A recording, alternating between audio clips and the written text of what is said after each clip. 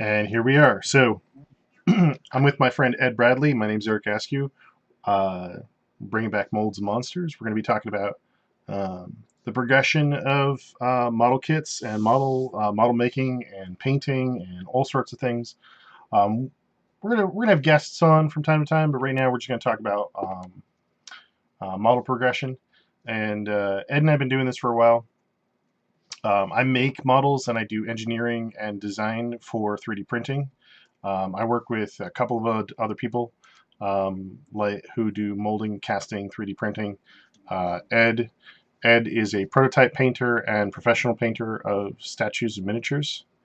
And yeah, man. So we're gonna talk about some of that stuff today. Ed's actually painting a prototype that we can't talk about, but it's pretty exciting. So yeah. Um, we were going to talk about cartoons too. We're going to talk about media. We're going to talk about films. We're going to talk about our love of comic books and comic book characters. We're going to talk about pretty much everything that revolves around this kind of stuff. The stuff that we're excited about. So yeah. I know that earlier today, Ed and I were talking about Ren and Stimpy.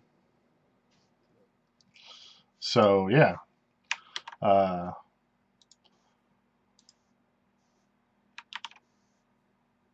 I'm Normally, when you go to a comic book shop or you go to a convention or you're online chatting with somebody, whether you just met them or you've known them for a while, a subject always comes up about early influences and where you got your start. What type of media was it where you first realized that this is what you were Yeah, for me it was comic books. I mean I was watching cartoons. I grew up in the '80s, and yeah, we had Transformers and GI Joe and Thundercats and some of the most crazy animation going. Um, but I think I fell in love with art through comic books. And you give me a hard time about, but my thing was Wolverine and Mark Silvestri. Um, and it's like, and I was like, Mark Silvestri, Mark Silvestri, Mark Silvestri. You know. my favorite artist. But yeah, But even with that, like everything else, the same way that we've progressed from where we started to where we're at now, his art moved from his start of Wolverine with his images to where he's at today is totally different. So, and there's several different artists whose styles have changed very radically, and then there's some that haven't. Like my favorite, Mike Maddox, his his stuff from the '80s to now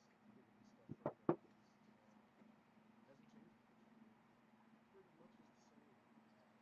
It pretty much is the same. He's been one of the most consistently consistent artists.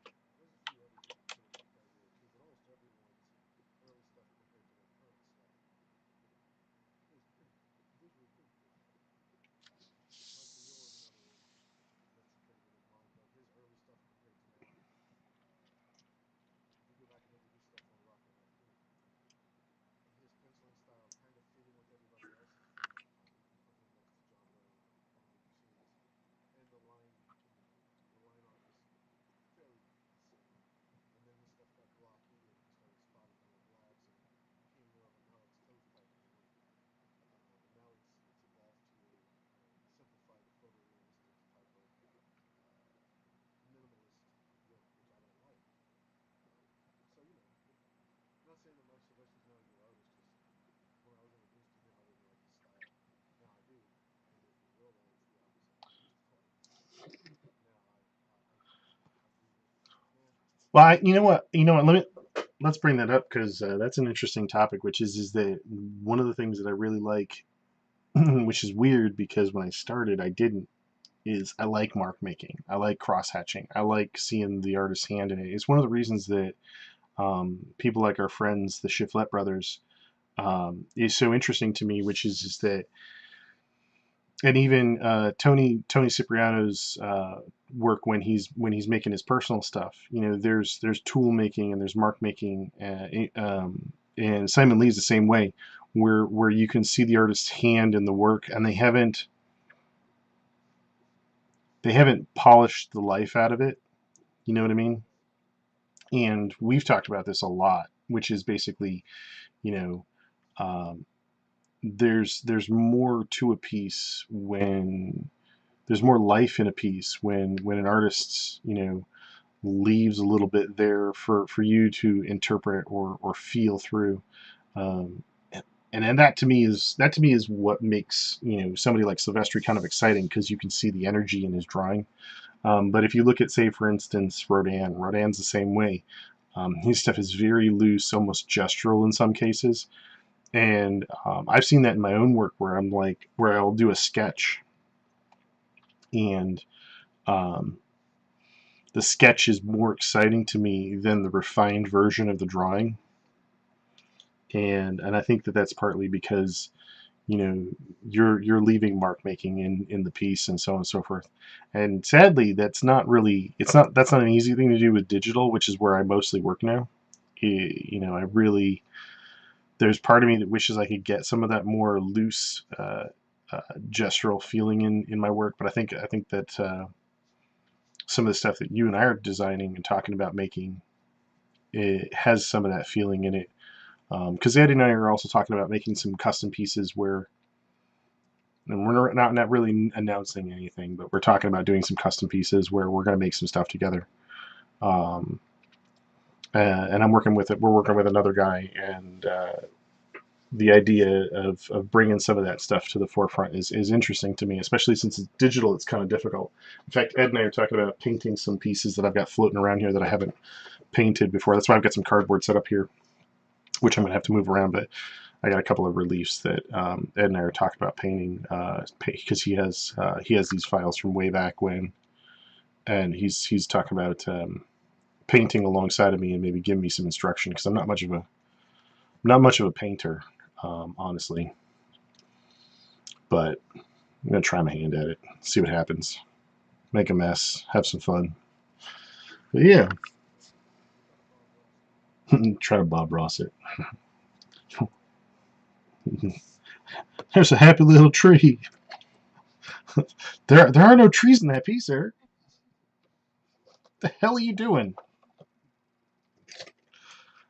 No, me. I'm pretending to talk as you about me making happy little trees, and you're telling, and I then never mind. Anyway, um,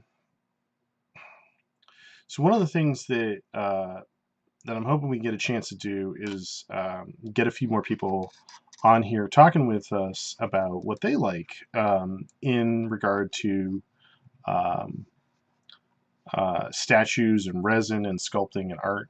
But the other thing is we're also going to be trying to the other thing we're going to do with enriching the community is Ed and I have been talking about how to do some demonstrations where we're going to try and do things that people say can't be done or they don't like doing. Um, Little things like taking a piece that might be really loose and gestural, and then going ahead and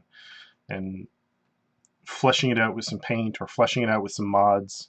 Mods are things like resculpting or taking an arm off and repositioning it with epoxy sculpt or something like that. Um, and with this art form, whether you're a creator at the beginning or a creator at the end, i.e., someone who's get a resin and assemble it for themselves, um, you shouldn't be afraid of any aspect of this. All of the stuff can be uh, taken apart and redone and repainted or reapplied or resculpted. Um, and that's something that we see a lot of is people are like, oh, I don't want to get involved in that because that's an investment, or what if I fuck it up, and it shouldn't be like that. A lot of people. What's the investment in the painting of a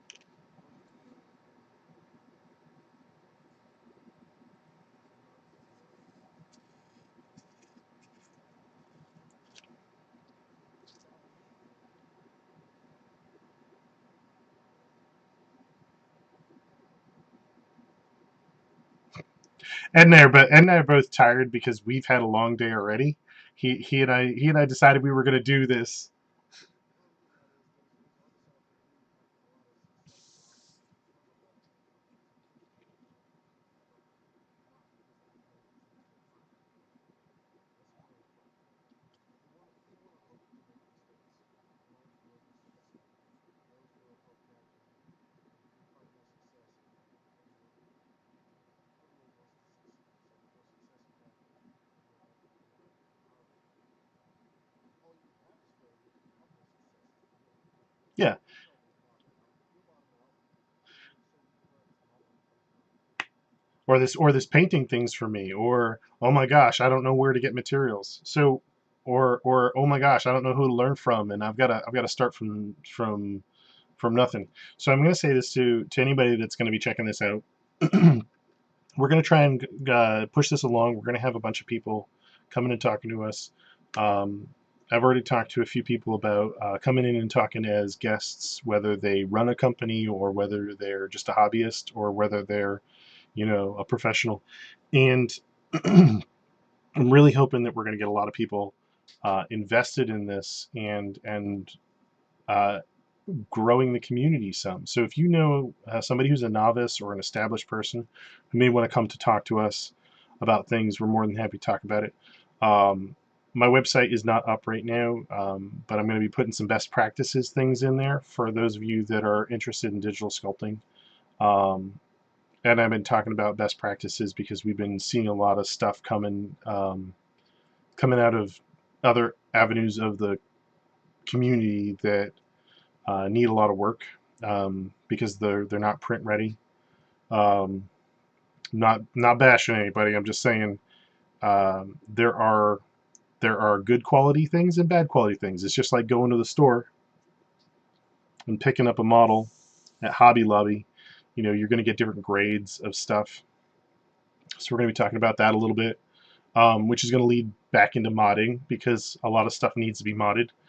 Um, I might even do some mods on pieces that I have. In fact, I have a Simon Lee piece here that I may be working on with Ed because it needs a repaint. And truthfully, I've never fixed the key on the arm. I just slapped it together.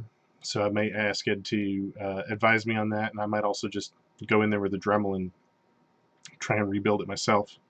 Um, but yeah, I'm hoping that there'll be a lot of interest in the ongoing videos that I'm putting out, both by myself and with other people like Ed and people that are going to get involved. Um, but yeah, we'll also talk about tools. Anytime we get people asking us questions, just know that I'm going to be I'm using Restream right now. So if you can find the chat and you want to ask us questions about different tools that we use and products that we use, we'll talk about that. Um, we have our preferences when it comes to different tools. Like Ed and I both are Iowata fans, for instance, when it comes to airbrushes, because they're kind of the workhorse airbrush. I have friends that are all about different brands like Badger and whatnot. It really depends entirely on what you want and how you want to use things. You're going to have to find out what you love, um, figure out what those happy accidents are. Uh, Paint is the same way, printers are the same way, software is the same way. Mediums are the same way. I worked with two guys that swear by green stuff, and truthfully, I prefer epoxy sculpt. Partly because I think it's a better product, but I'm not gonna bash them for what they like. Um, so um, yeah, and hopefully we can get a bunch of things going here. Show you guys some pieces that we're working on. I just did a thing, quick speed sculpt with some primitives for on some robots. I have a friend who asked me to make some robots for him, so knock that out. I'll be working on that. I'll probably do another stream where I'm doing a video of that. Um, I know we don't have anybody asking questions or whatnot, but um, you guys can always reach out to us either through the YouTube channel or through Facebook. I'm more than happy to poke around with stuff. Um, Just real quick, Ed and I have both been doing our respective crafts for over a decade each. We come at these from different places. I went to art school. Ed went to comic shops and basically said, "This is what I want to do. How do I get started?" Um, and now Ed is one of the guys that a lot of people call on, because there are very few people that are doing Ed's quality work. And I'm kind of getting some of that now with my engineering. I got a bunch of people coming to me for engineering. I can't tell you guys who I'm working for because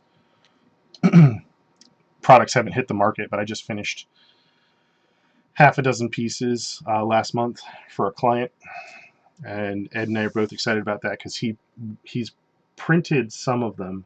One of the pieces I made from scratch and engineered, and then the others are artists that are coming to me for the same client, and I've engineered their content um, so that it can be printed and properly. And uh, one of the guys told George even, that he's really impressed with the quality of the engineering. Engineering is cut up tolerances and keying systems for making a model 3D printable. And he was just like, I've never seen anything this good. And even Ed said to me, he's like, Ed, you tell him what you said to me, if you remember, if you remember.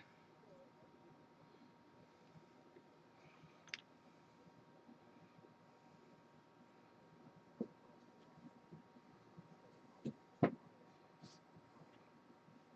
do. Across a lot from a quality perspective. There's probably a lot of other different artists who do sketches and paintings and artists who do painting. But for Ed's, just the way that these things fit together works really, really nice. As an artist,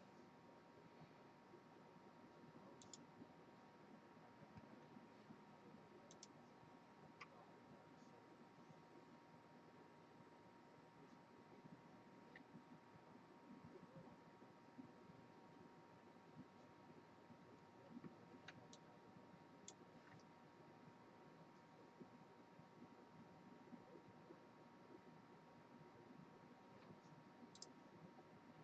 quite like that without the guy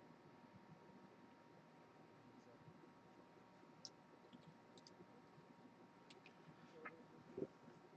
done it. So there's been a lot of similarities there. And some things that just don't work together. So like printing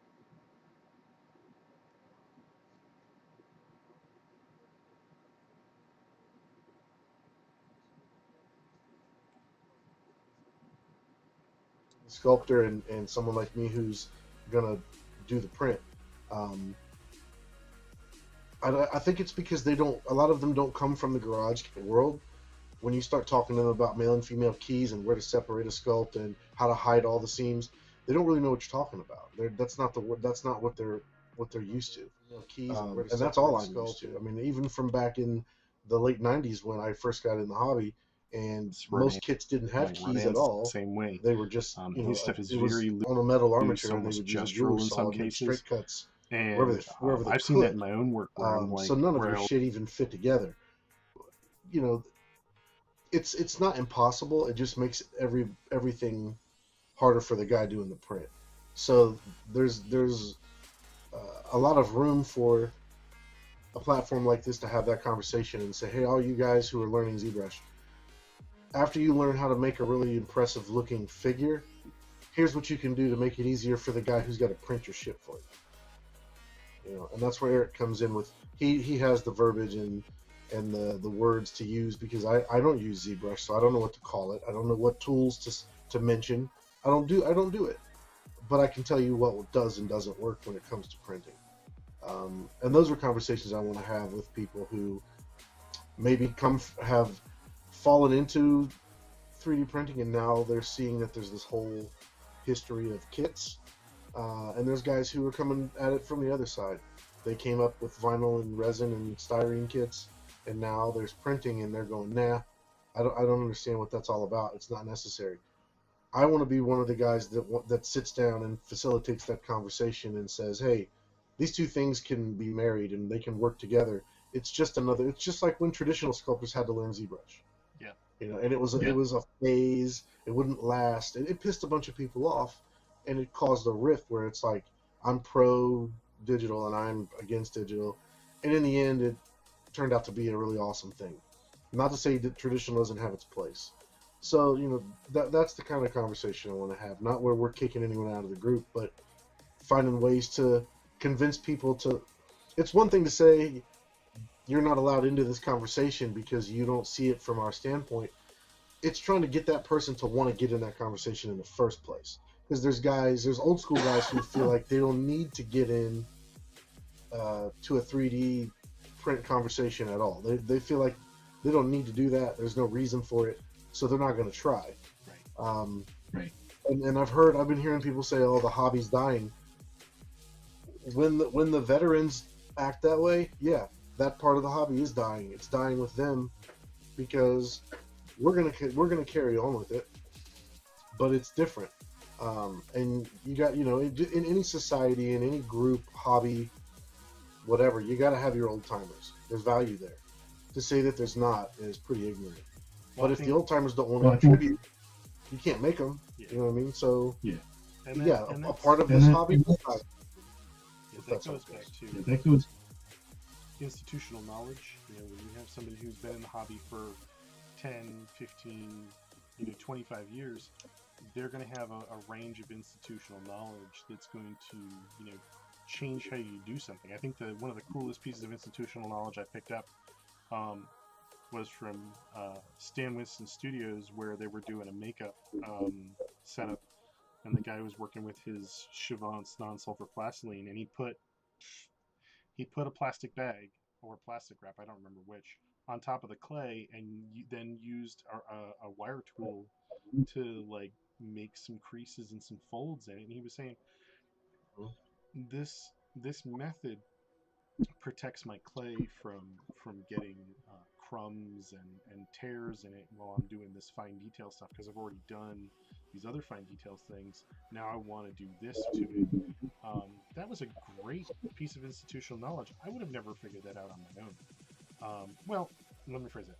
It might have taken me a while to figure that out on my own, but I think when that's been a real problem that we've been hearing is that certain groups of people are saying the hobby's over, the hobby's done, and I think that's just I think that's just bad way of doing things. It's basically like saying I don't like the way the things are changing or going, so I don't want to play anymore. Instead of embrace. Going home. Yeah, exactly. And I know this to not be true. In fact, I'm pretty sure I can mention George Stevenson from Blackheart. He and I had this conversation because I approached him about coming on as a guest to talk to people and to enrich the conversation, and he was all about it. And he said the same thing. He's like, people that say the hobby are dying, it ain't happening. They say that every couple of years people make a big stink about something or some nonsense, and the truth is that that's not what's happening. The hobby will continue. Right. It's just that we need to continue to. I think the thing we need to continue doing is growing the hobby and being inclusive and not gatekeep things. There's stuff that you really need to get out there unless it's a trade secret for your business, and then there's stuff that you. Yeah, but let's be honest. There's not much of this stuff is honestly trade secret anymore. Especially when you've got online sources like Stan Winston Studios that have phenomenal artists like Casey Love on there showing you those quote unquote trade secrets. Or even Sideshow. You told me you told me this morning we were talking about this. Now Ed's wearing a Sideshow hat. But Sideshow did a bunch of videos because everybody kept asking, "Hey, how do you make your skin look so nice?" And then they took the in-house painters, did 3 or 4 videos, and they're out there, and it's like they're not showing you every little thing that they do, but they're showing you so much that, even if you practiced, Hmm. half of what they show you in those videos, you'd be all set. You'd be like, I'm good to Right. go. Yeah, it's not that it's impossible to pick this stuff up right now and get started. It's not. Um, is there a learning curve to all of it? Absolutely. But the sooner you get started, the sooner you get to a point that you're happy with. The longer you wait, the longer it's going to take. And another thing too is, as much as I heard people who don't do this stuff regularly that say they've been expressing wanting to get into it, and then after all the shit we just went through with COVID, all of the time people got stuck inside talking about being bored. Um, I'm really shocked that more people haven't jumped on board and bought printers and gotten started on their own and made good use of that time. Um, because in my opinion, that was a prime opportunity uh, Well, you know what? to I learn something. If you want to learn how to play guitar, if you want to learn how to, paint, on canvas even, um, the piano. There's a lot of stuff that you can learn at home with a connection to the internet, and everyone was using it to do Zoom calls, and they were using it to stream movies. And I see all this conversation about who's watching what and how it sucks, and they're being so critical about, you know you're being critical of other people who are using the pandemic and the downtime to actually create things, and you're critiquing them and judging them, but you're not taking the time to learn how to do anything yourself. You haven't created anything with that time. All you've done is sit around and waste your life. So, Yeah, and it quit. comes. What I'm saying is, quit making excuses for not being able to do something or not being good at it when you've had an opportunity to really get your feet wet. And I would imagine the majority of people haven't. They haven't utilized that time at all. So, Well, it comes you back to know. your favorite quote, which is try. Oh yeah, I bitch at my kids all the time. They hate that three-letter word. They hate TRY. They don't want to. Yeah, and So what's funny to me is that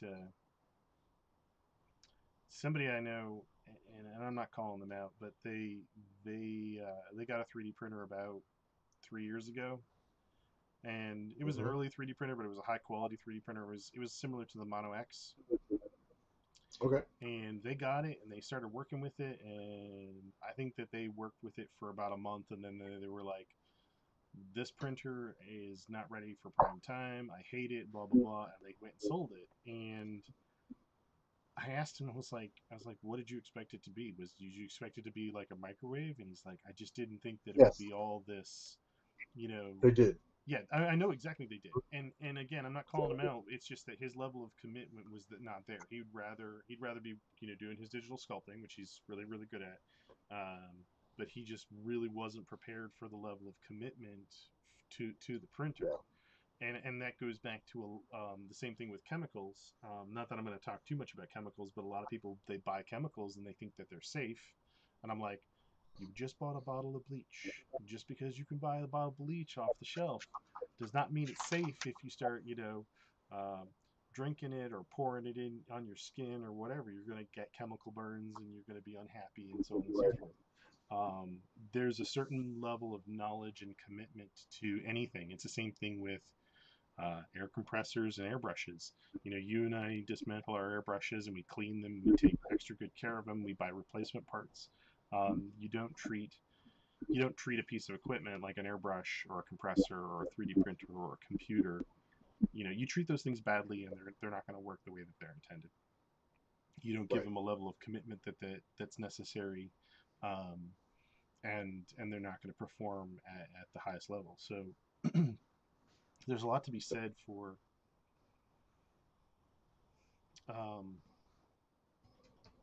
putting in the effort and continuing with things, because Well, another thing too, since we're on this topic, that I'd like to bring up, that um, when you're trying to learn how to do anything, it's very noticeable the amount people join these Facebook groups and they go to them to post their issues and to get help troubleshooting. And that's great. But I'm noticing an awful lot of those people want you to basically solve their problem for them. They don't want to put the time in and troubleshoot and really troubleshoot on their own. Whether it's, hey, I can't get, I bought an airbrush and it's just not working right. What am I doing wrong? It's like, if I you really can't be if you can't be bothered to take the time to even learn how to get an airbrush to spray properly, I'm not going to tell you because you're like my kids. You're being lazy. I Like, stop looking to everyone else to solve your tiny problems for you. I'll Figure that agree with shit out. agree with you to a point because my first airbrush was my hold on a second, hold on, let me say this. My first airbrush was a Posh. And that I don't know if their stuff has gotten better, but that thing was the biggest headache, the biggest Yeah. I couldn't get anything thinner than water to spray through it, and Uh-huh. the nozzles all cracked within weeks of running it, and I played with it and played with it and played with it, man, and I could put ink in And it. you went I could. blind, What's that? and then you went blind. Yeah, exactly.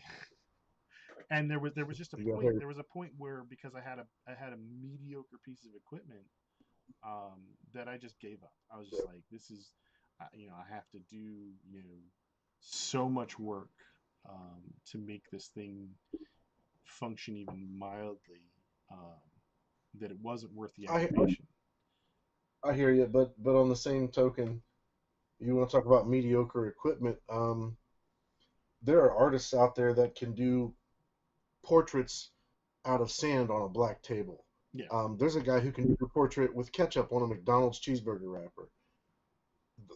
What you just said is it's not wrong. But to me, being creative is being creative in whatever medium it is. Um, with airbrushing, yeah, there every once in a while you have issues with certain types of paints that may say they're airbrush ready and they're really not. They need a little bit of finessing. Um, but when you go to a person, like if you were to get a hold of Uncle Rick Cantu, I'm gonna use Rick. Um, if you were to go and bother Rick about how do you get this paint to spray through the airbrush, he knows the answer. yeah, And my problem is, hey jackass, how do you think he came to that conclusion? How do you think he got that answer? Oops.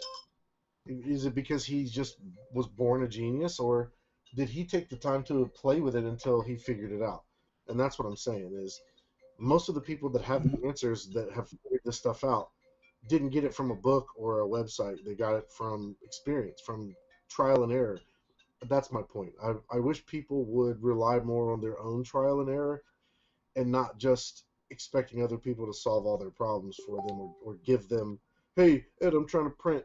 What are your settings? Give me your settings. And I'm like, we don't even have the same printer. yeah, Like, you want yeah, settings for an Anycubic printer. I don't have an Anycubic brand printer here. I mean, are they essentially the same? Yeah, but you're using a different printer. You're probably using different resins. We may not even be printing the same type of items. So if your items are smaller or bigger and there's more, you know, more material making contact with the surface of the bottom of the vat, there's going to be more suction force there. You're I may be able to run mine faster to do smaller items, and you need to slow yours down to do larger items. You need more vent holes. You need more support. How do I know that? Because I've been doing it, and I printed garbage for 6 months, straight garbage. yeah. You know, And nobody if you told printed if you me.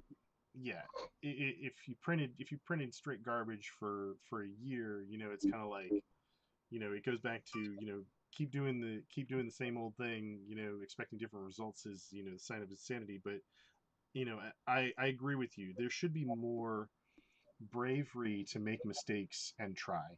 I mean, a lot of the really great aspects of art that I happen to be involved with was really about experimentation, Yeah, exploration, making a mess, seeing if it worked, and sometimes you learn amazing things that way.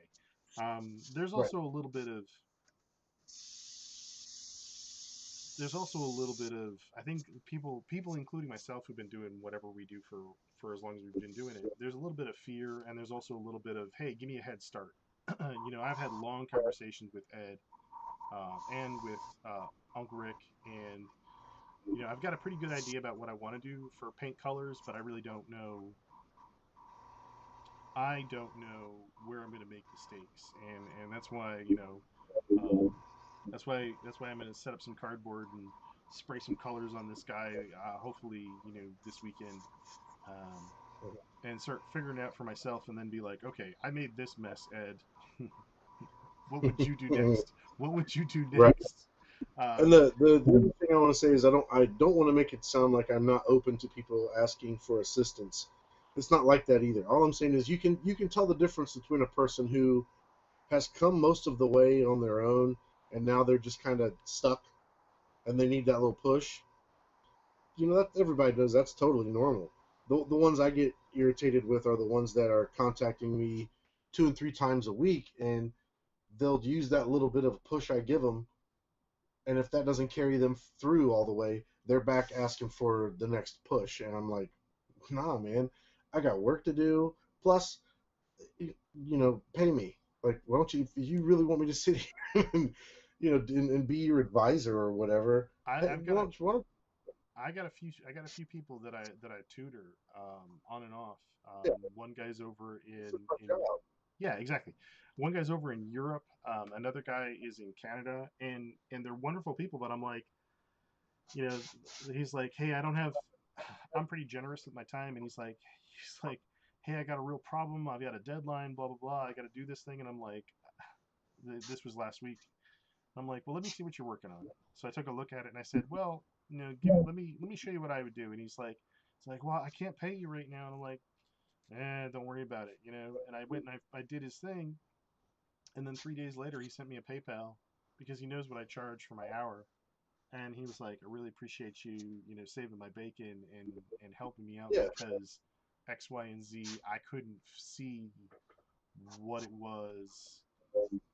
right. Um, that that I needed to do to get to an end result, Yep. and I think that that's the try part, which is basically you've come to me with a problem. You're past step one and two and three and four, but you're stuck on five. It's like I can't see my way through this scenario, and that's a great place to be, both for someone who's teaching and someone who's learning, because then you're like, oh, okay, well, let's go back to steps three, and if we did this, and this, four and five would play out in this way. And that was one of the things that I loved about teaching, which was is that, um, while we're all using the same tools, not everybody's thinking the same. Not everybody's Right. exploring the same ideas. I'd have some kids where they're like, and I say kids, I mean some students, some people that are learning, some people that are trying stuff. And I have students that are actually older than me, or I've had students that are older than me. And it's basically like, I'm coming at it this way. And I'm like, well, that's definitely one way to do it, but I can see that that's going to lead to problems down the road. Maybe you want to try doing it this way instead, because then you get these results. This is the outcome you're going to get. It's the same Right. thing with. It's the same thing with. I can pick a perfect example. It's the same. It's very very much the same thing with airbrushing versus physical paintbrushes. You're gonna Mm-hmm. get different outcomes with different tools, and yes, you can get the same outcomes with different tools, but you may have to put in significantly more effort to get there, because that tool may Right. not be built to achieve those results. A better example would be, my old professor would say to me, he's like, why, you can make watercolor look like oil, but why not just paint with oil? Right. And that's one of those things. But yeah, I think people need to really get aggressive about trying stuff. you know um, one of the greatest pieces of advice I got from a friend of mine was, you can always strip the paint off of your resin. You can Yeah. throw it in a bucket. You throw it in a bucket with some purple power or some simple green for an hour. Hit it with a toothbrush, and you can reprime it. And you don't have to get Right. all the primer off. But you can get you get most of the color off, and you should be good to go. You know, Right. um, you're only stuck if you give up. Yep. So yeah. Um, you got anything you can show? Do you have anything close by, or is the? I know your studio space is a little bit Really. small. Not at the moment. All right, Nope. um, guys, Not really.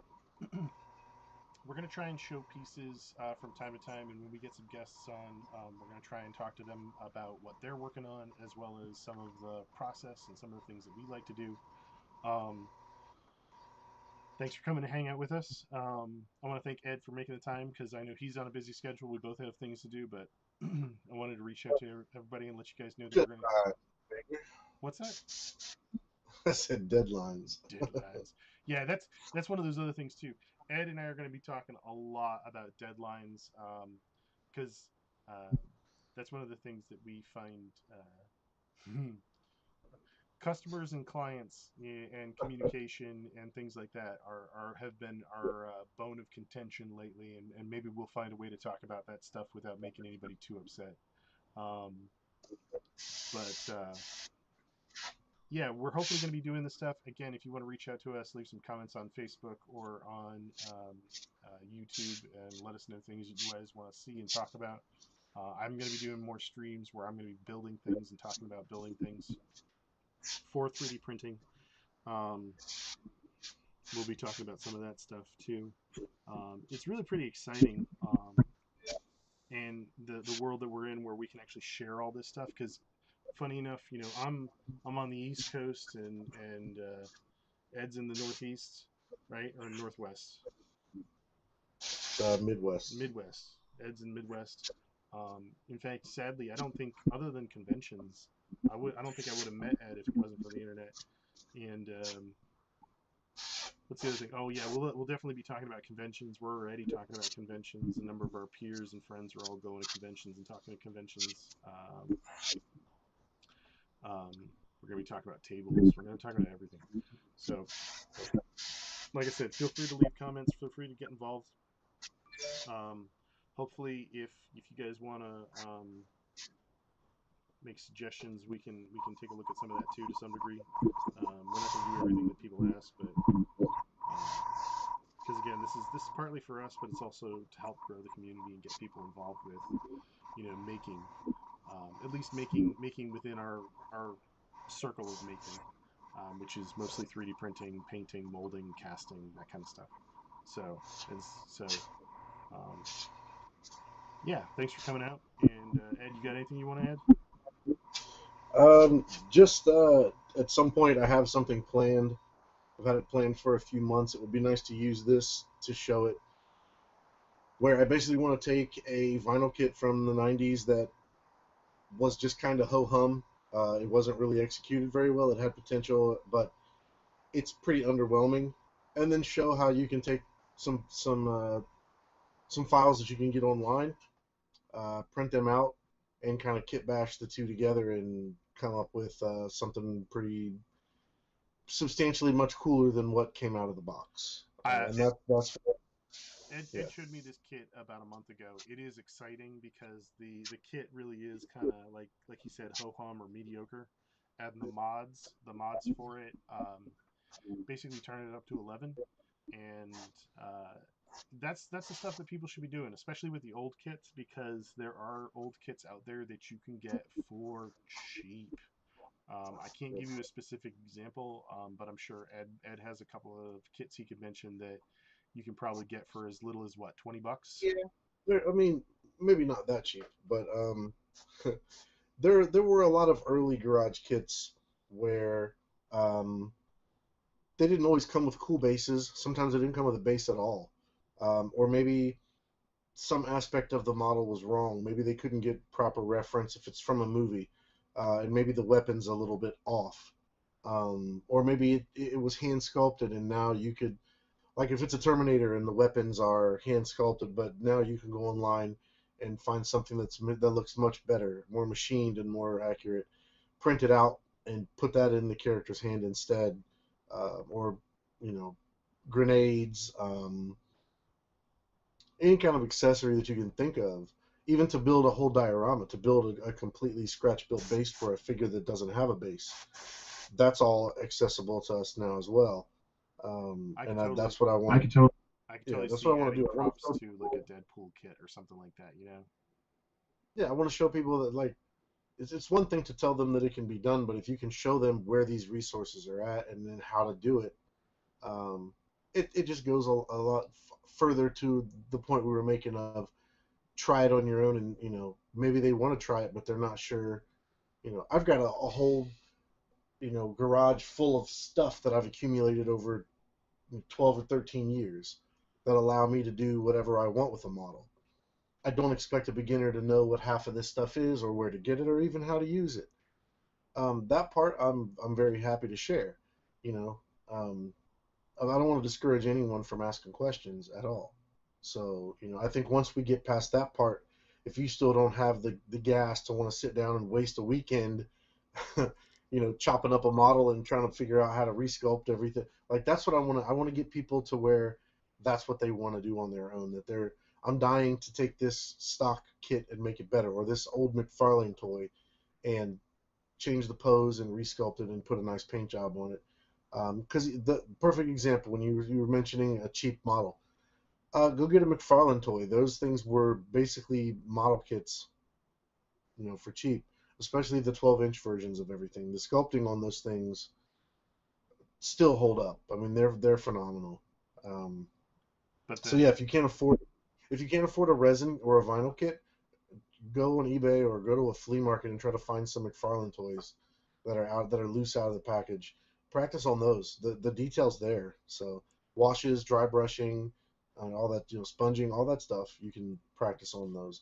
And for flesh tones and modeled skin zombies, um, go to the Salvation Army and get a Barbie doll, rip all the hair out, and practice on the head. Strip the head down with some fingernail polish remover. Practice your skin tones and your patterns and everything on a Barbie head. Um, you won't pay more than $3, and when it's all beat up looking and tired, you can strip it down and start over, or pitch it and go buy a new one. Um, I there's did no, that.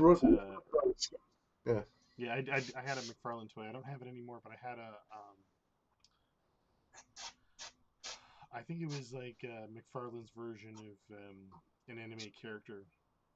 I don't remember what it was, and it mhm, wasn't. Sadly, it wasn't the Akira ones. I have those. I put those away because those are pretty right. badass. But Those are great. I threw that in some cleaner, and I was able to take the factory paint job off of it, and then I was left with like a base plastic. So I was left with like a red, a brown, and a tan or whatever.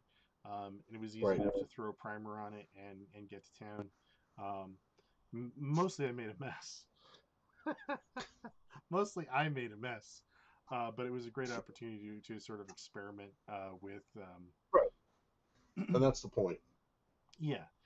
Um, Anyway, so we're gonna call it a day on this because, like I said, this is kind of an intro for us, just trying to get started. Um, Again, Ed, thanks for making the time, and anybody else who came out and checked us out or check us out later. Again, thanks for coming out and making the time. Get yourself a kit. Find some resin, find some plastic. Um, Strip it down and start working. And when we get a chance to start showing off some stuff, hopefully you guys will learn from our mistakes or from our instruction, and we'll have some fun stuff to talk about. Yep.